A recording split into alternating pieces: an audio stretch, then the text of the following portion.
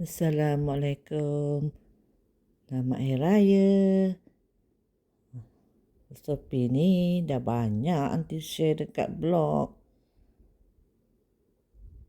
Resepi sambal sotong kering. Cara anti. Ni bahan-bahan dia.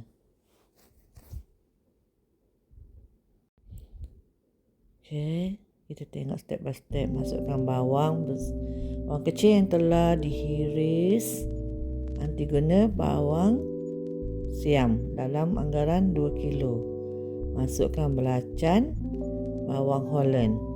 Tumis hingga naik bau.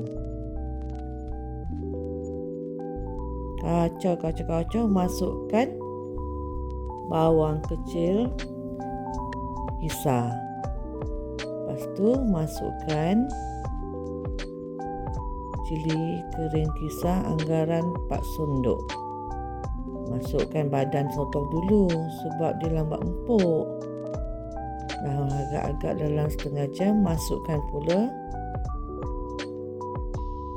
janggut, air senjawa, gula merah, gula putih dan garam. Biarkan masak sampai lembut. Last bubur santan.